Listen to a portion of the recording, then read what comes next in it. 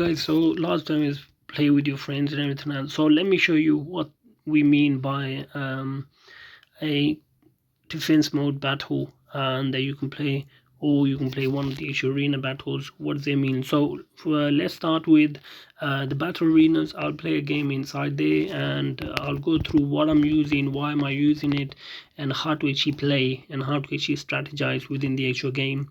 And so you can see you've got different costs to actually entry for these clubs, and you would have to pay one of these costs. So it'll depend upon how many medallions you have and whether you feel confidence with going against some people that are going to actually go after you. But you can play whichever one. So one thing is that I would always choose to use Bonanza or Boosty Bonanza rather than any of the others, but you can play whichever one. And what they'll do is, if you click on this question mark for anyone, it will tell you what advantages are in playing this one rather than something else. So you've got double income over here, power upgrades, and different sort of things you'll get inside different rounds.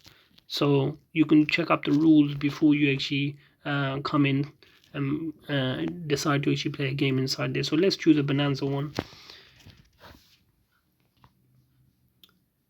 So while you're waiting, you can strategize as in which towers you want to use for this game. I mean, each round you'll have to actually see the map, and depending upon which maps you get, I would say that strategize based upon the location and the area and how much room it gives you. So some of them are going to be where they're going to be particularly land based, and they're going to give you quite a bit of room on the land. So I would choose towers that are going to suit with it. You can choose, if you can choose it, then I would advise you should choose the farmer, just because it generates you a lot more money, and it keeps you going within the round. Or if you haven't got the actual farmer, then I would choose any attacking towers to defend my area while I attack the other opponent. And while you're attacking, just always have a look to see whether at which area or at what time you can actually pressure him and try to get the balloons through. So this is one is primarily land based, so you can choose towers that are going to actually suit this area. So I'm going to choose these towers. So you get a random pick. So this is a good one. But let's see what else we can get, which is fine base. Let's go through it.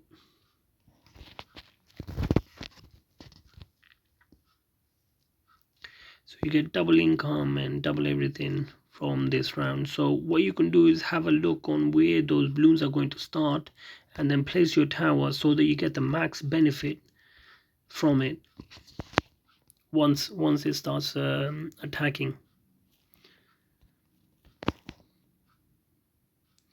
And from round 2 you get the option of sending balloons towards your opponents. I would advise doing it because, as you can see, my economy at the moment is 500, but when I send balloons it actually increases my money per round, and it's 512 now. So what that does is that those balloons are going to go towards my opponent, who's going to have to defend against that. So the more you send, the more you can increase it, but you always have to be wary, because of the reason that what happens is that also drains your money that you've earned. So per balloon is costing you 42 to actually send the balloons, but it's adding per round a certain amount to your total.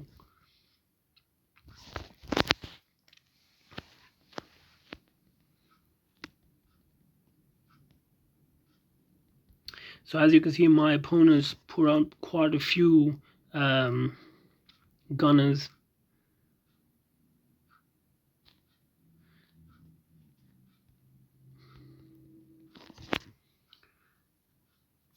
And they're taking care of quite a few balloons.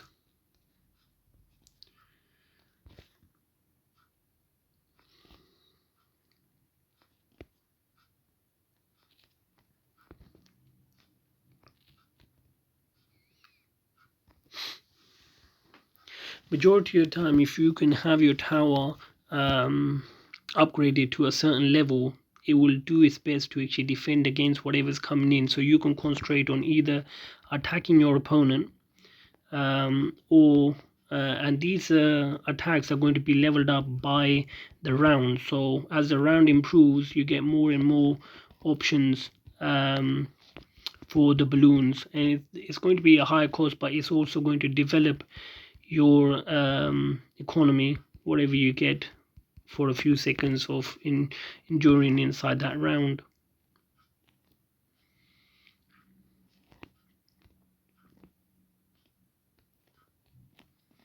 So I would like to actually go for the bank or the investment advisory, because the reason that it doesn't take your focus off the actual game, and it's much more better to actually build up your money and then utilize it later on. So look, so this one I can upgrade to that, and this one is another advantage of this one is it's going to add to my economy per round, so it's going to actually go higher and higher because I'm utilizing that. And this is one of the actual best balloons to actually send, because it's adding $12 to your economy all the time. And what you're doing is you're putting up your economy so that it goes towards the 2000s or 3000s or something like that. This also helps attack your opponent. So if you can see on the other side, he's got quite a bit of challenges to actually deal with, while on my screen is a lot more easier.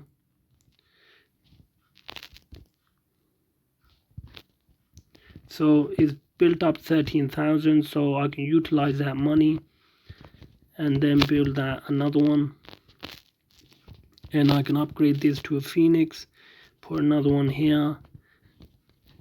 That's going to be helping it just in case he sends me anything, and I can start upgrading again to around about 3,000, which would be my goal, and I can upgrade it using my powers. So while using that power, what you have to actually realize is that that power is just going to actually help you increase your revenue.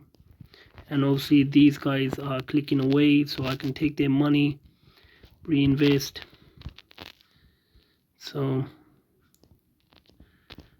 I can upgrade this and then place these things.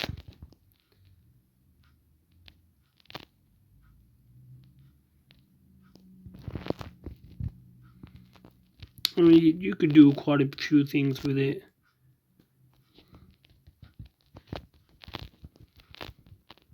And then it starts working, it's doing something, and it's earning you quite a bit of money.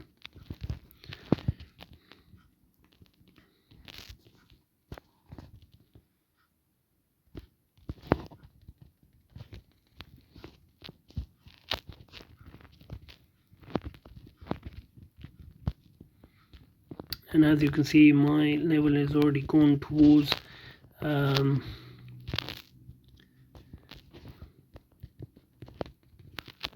5,000. Although I haven't actually built up quite a bit of defense over here at the moment, I can increase that because I got a lot of money coming in. And with that one, I can keep on investing inside these guys and increase.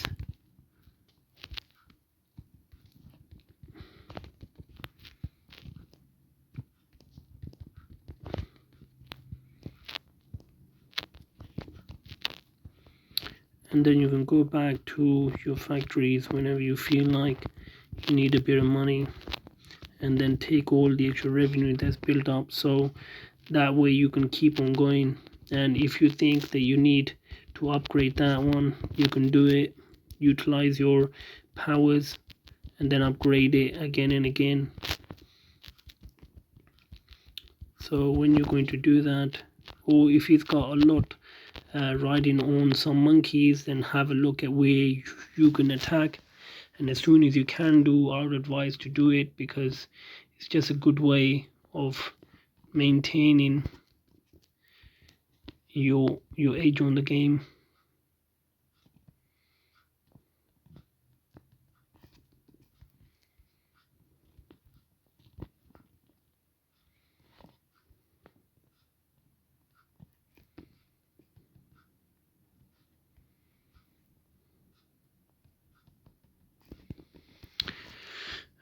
And that black monkey just basically offers you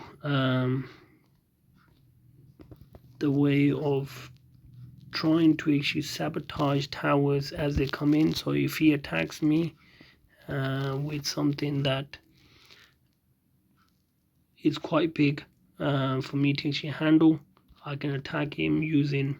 So I've got the 9k one at the moment, just waiting on the extra 10k so I can begin my attack on him.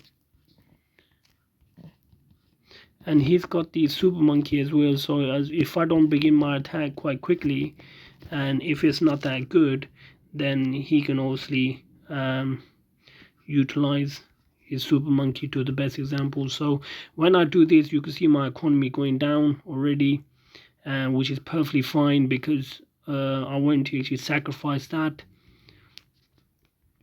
rather than just keep on going with it, because I've got the actual investment inside the farms. So the farms are going to offer me the money, so I can keep on rolling, even though I'm attacking him with quite a big attack. And majority of the time, the only reason I'm doing a big attack on him is because the reason that I don't see how I'm going to be able to actually beat him if the only thing that I've got is these super monkeys that are going to be with the powers of the Phoenix, and he's got the super monkey on the other side. So as you can see, I've won that game. You just gotta wait, guys. Just gotta look for a good opportunity, build up your defense so that he can't attack you quite easily, and then utilize your own strategy inside this game. Once you build up enough revenue, once you have got enough defense, once you have got enough money,